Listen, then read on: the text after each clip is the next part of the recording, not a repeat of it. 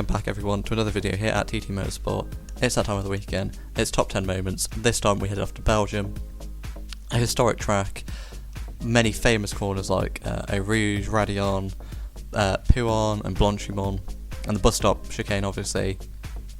And we had awesome racing all throughout all of our different tiers, and in this week's we actually have a new tier featuring, which is the North American tier. So it'll be interesting to see what kind of action they can pull off on the other side of the pond.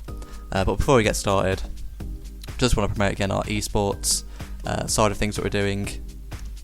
If you haven't seen any of our notifications or advertisement for it, there's 12 teams, and it's kind of like a football style league. Three teams in each group, and everyone has like a home and away track that they go race at. Everyone races each other, and then there's a knockout stage afterwards. So next Friday the 13th of November, we'll be racing Equinox Racing League round our home track, which is Monaco. As you see, the cars going around there. So be sure to tune in 8 PM Friday the 13th. Also, before the video starts, make sure you hit that subscribe button and give this video a like. We really appreciate all the support. But let's get right into it now with number 10, with Rebel with his well-timed overtake in the Tier 2 race. As we're on board with Rebel now, going over Radion, behind TTM the leg.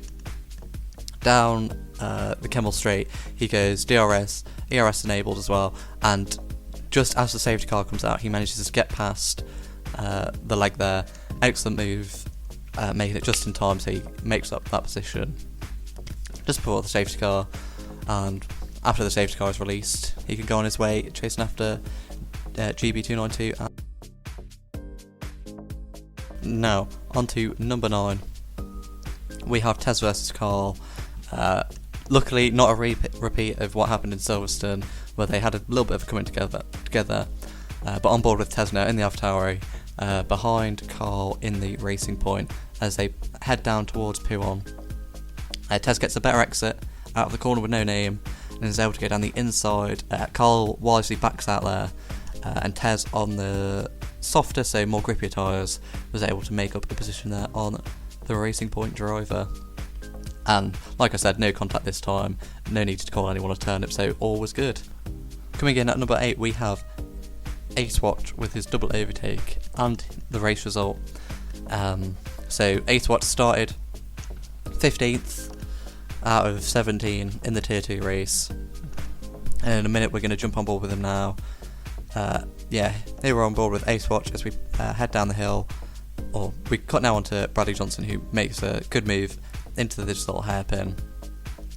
But as we cut back on to Whatt, he's able to make a double overtake on Shifty and Stevie JD, making it up to 6th place, which is good on the start, and he goes on to win the race from 15th, so excellent there.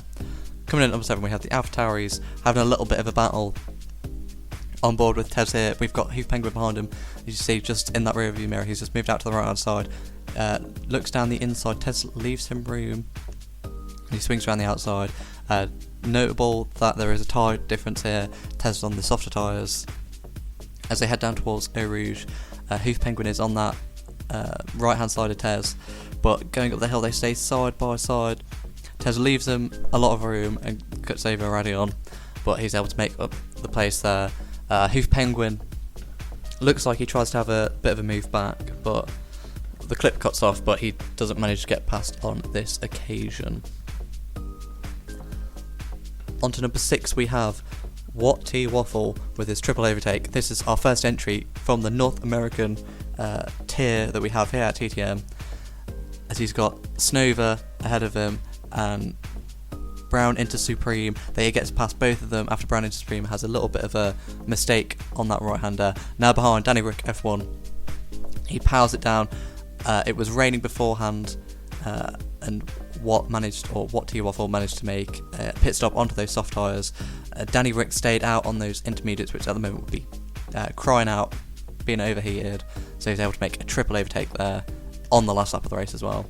Number 5, we have Dave and his impression of Verstappen. You'll see what I mean in a minute, as TTM Rice ahead makes a little mistake, Dave is able to power up behind him, and now coming towards Blanchimont, they are side by side, and just like Max Verstappen did in 2016, he's going to go around the outside of TTM Rice. If anything, does it better than Verstappen because he keeps it all on the track. And down towards the bus stop, he's able to push ahead of the Williams driver and make up a position. Lovely racing from the two of them there. On to number 4, just missing out on the podium, we have Shifty and mastering the conditions on those right tyres. As you see, he's already making a move on M still, who's on those intermediates, but it's clearly wet conditions here, so Shifty's come in, put on those wet tyres, and with 1.5 laps to go, he's charging through the field as he's already made up a position on M still, and now he's behind GB292, looking to make a move, and he's just got so much more grip. He's able to dive it down the corner of that has no name, and up into 5th place Shifty goes. Excellent racing there, excellent strategy making as well from Shifty. Onto our podium places, we have Alistair, braves it through P1. On board with Alistair here, with myself, TTM Josh ahead. Notable that Alistair is on the softer compounded tyres, charging down the hill now. He gets a better exit out of me, than me, out of the corner of no name, and through P1. He sticks it down the inside. I try and stick it around the outside, but just lose grip and lose speed on the outside, and Alistair is able to make up a position on myself and went on to win the race as well, so fair plays to the Racing Point driver, 2 in a row. On to our second place runner-up, we have Tez versus Jägerbomb. On board with Tez now in the AlphaTauri, we have Jägerbomb in the Mercedes ahead. An excellent half a lap battle with these two that is about to unfold before us, as Tez looks for a move around the outside of Blanchimont but backs out of it. Isn't quite side by side, but down into the bus stop, he dives it down the inside. Jägerbomb manages to keep it around his outside. Tez on those softer tyres, or not soft tyres, on the same time, tries to power it round the outside. Now charging up the hill, it looks like Tez has got the move done, but as we cut onto Jägerbomb, he's able to get a better exit out of turn 1. And is able to charge down behind him, sit in that slipstream, and there's a long run up Eau Rouge, over Radion, and down the Kemmel Straight.